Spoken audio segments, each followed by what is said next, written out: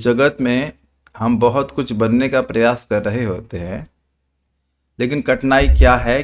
कठिनाई यह है कि जो हम नहीं हैं वो होने का प्रयास कर रहे होते हैं। कोई आईएएस अधिकारी बनना चाहता है, कोई कुछ बनना चाहता है और इसलिए बहुत परिश्रम होता है।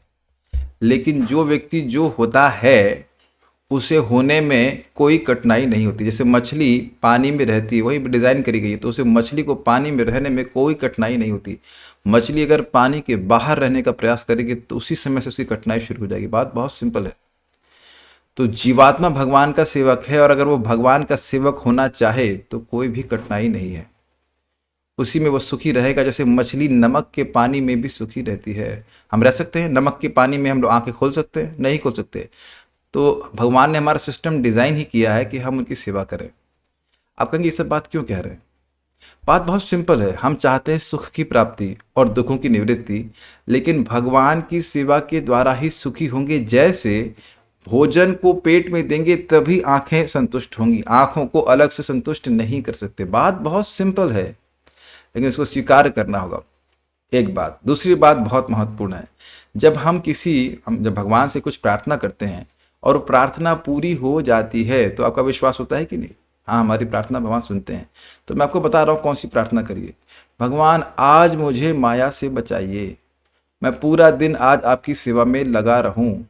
ये प्रार्थना करना और देखना कि शाम तक बचते हैं कि नहीं बचते, और आप देखेंगे कि आप बच जाएंगे।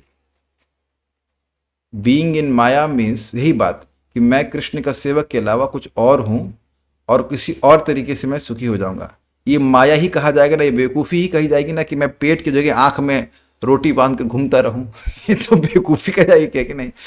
एक और दूसरे एंगल से माता जी लोग मेरी बात को समझ पाएंगे। कभी कभी कुछ भोजन बनाते हैं, कहते हैं वैसी नहीं बना, वो टेस्ट नहीं आ रहा है।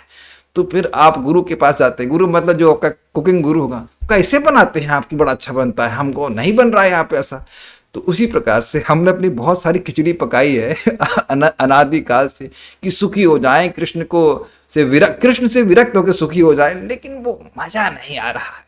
तो अब गुरु के पास जाए, अर्थात कृष्ण के पास जाए। कृष्ण कह रहे हैं तुम मेरी शरण में आओ, तुम मुझे सुखी करो और तुम खूब सुखी हो जाओगे। तो फिर प्रश्न आ जाएगा, प्रभु जी भगवान को सुखी कैसे करें? बहुत सिंपल है, बहुत सिंपल। बड़े बड़े प्यारे भगवान है, उनके बारे में सुनिए, उनके बारे में बोलिए, उनका स्मरण कीजिए, उनका पूजन कीजिए, और ये सभी चीज़ें भगवान के नाम उच्चारण से हो जाती हैं। आप लोगों को बहुत सिंपल बात लग रही होगी, लेकिन पता है क्या, जब आप किसी की सेवा करते हैं और आपको मालूम चल जाए कि वो सुखी हो रहा है, तब बड़ा मजा आता है सेवा करने में। Do you agree? तो ये बात हमें शास्त्र से मालूम चल रही है कि भगवान हरे कृष्ण मंत्र को सुन करके बड़े प्रसन्न हो जाते हैं। तो ये याद रखकर भजन करेंगे तो बड़ा उत्साह रहेगा और बड़े अच्छे से भगवान को सर्व करेंगे। बड़े अच्छे से भगवान को सर्व करेंगे, जैसे आप किसी की थाली में अच्छी वस्तु देते हैं। हरे कृष्णा बिल्कुल स्पष्ट बोलेंगे, क्योंकि कृष्ण सुनते हैं और कृष्ण एक एक नाम का स्मरण करते हैं। आपने कितने नाम बोले सब याद रखते हैं शाश्वत रूप से। So let's chant nicely. केवल आपको ये देखना है कि आप स्पष्ट बोलें हरे कृष्णा, क्योंकि कृष्ण को सुनना है। ठीक है? हरे कृष्णा। सो चैंट।